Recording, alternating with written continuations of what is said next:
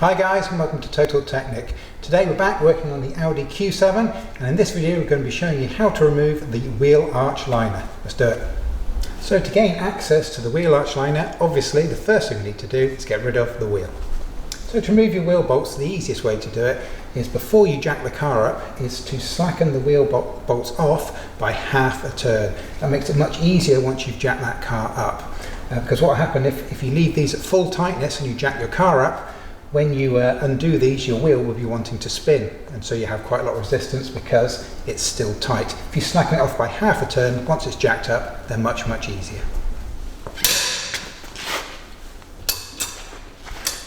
So now you're ready to jack the car up, get the wheel removed. Another quick tip for you: rather than jack it up to the full height, if you jack it up so the wheel's just clear of the floor, then undo your wheel bolts. That will allow you just to slide the wheel off across the ground, so you haven't got to lift it off, especially if you've got a big wheel like this 21-inch one here.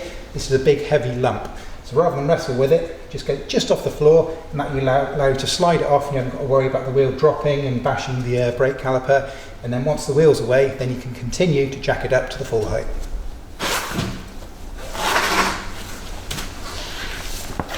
So we've now got our wheel removed. As we can see, we've got great access now to our wheel arch liner. So the first thing you need to do is have a good look around and familiarise yourselves with all of the fixings, all the little screws that need to be removed to get this drop down. First thing you notice, we have loads of these little Torx screws, and these are dotted all the way around the outside edge just here. You'll see loads of those. And up towards the top here, you'll see we've got these little plastic caps with like a hex head on them, like a socket head. And there's one up here. There's also another one to the other side of the gap, just up in here. Just around the centre of the wheel arch liner there, you'll see we've got another Torx one. This sits in the middle of a little plastic bracket. And on the rear side, again, we've got these little Torx screws dotted around. And also underneath, we've got a couple of hidden screws, just where the engine tray is. Ours is snapped here. You'll see you'll have one that needs to be unscrewed just there. And likewise at the rear of the liner, we have another hidden one, hidden away underneath the car, just up in there. So let's make a start by removing all of the Torx screws. These are Torx 25.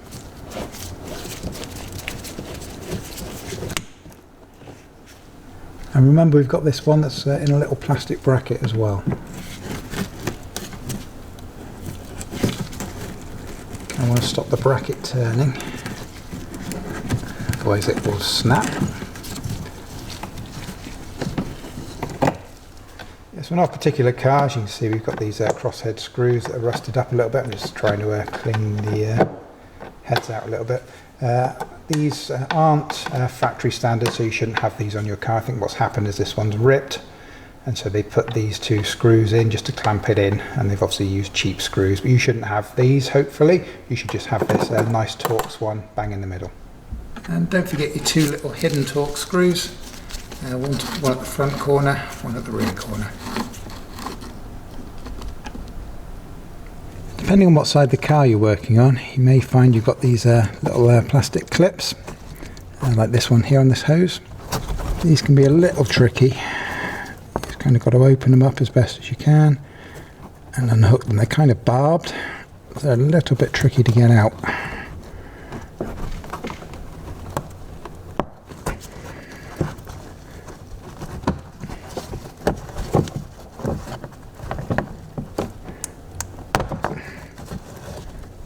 So I've gone ahead and sprayed a little bit of a penetration fluid. You can use stuff like liquid wrench, or if you've just got some WD-40 lying around the house, that's pretty good as well.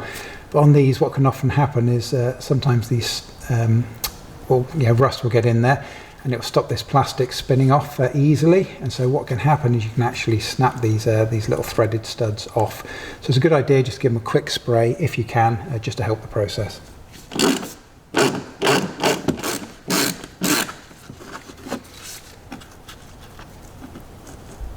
So just go around and double check that you definitely have all of the fixings removed, and then we're ready to actually get this drop down. And when you're manipulating this to try and drop this down, remember it kind of almost is in two halves, so you've got a split in the centre there, so you can kind of fold that centre in a little bit to help give you a little bit more space. And remember, it's tucked in behind the lip here of the actual wheel arch liner. Has a plastic trim here, and it's tucked up kind of up behind it. So you've kind of got to manipulate it and move it kind of slightly away from this lip to completely free it from the vehicle. And the other thing to mention, if yours hasn't been out for a long time, chances are it's going to dump a lot of dirt, little bits of stones, all that kind of stuff onto your floor. So be prepared for that as well.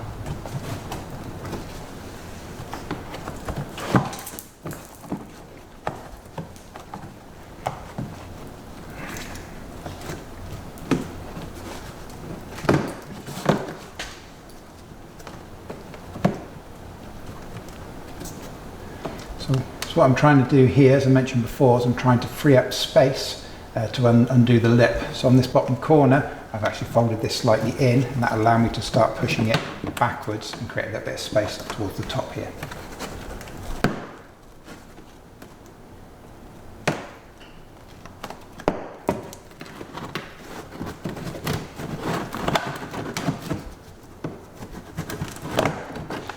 As you can see, I've now created quite a nice gap here. I know that pretty much this little tab is the only thing kind of holding it in on this side, so I know I can release it quite easily on this half. So I'm going to do exactly the same as I did on this half onto the second half.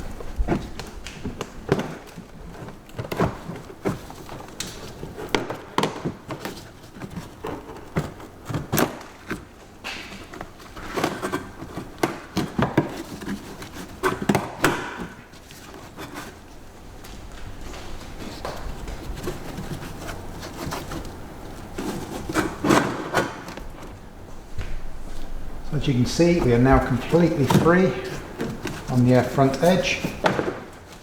So now we should be able to just fold it in a little bit, draw the top forwards, and the whole thing will be removed from the car. And there we have it, that is job done. That is how to remove your wheel arch liner. If this video has been helpful for you, we always ask a quick favour in return. Can you take 1 second out of your busy day, just hit that like button before you leave us here on YouTube. And likewise, please consider subscribing to our channel. We've got literally hundreds more Audi DIY videos waiting for you to check out. We really appreciate it, guys. We'll see you again.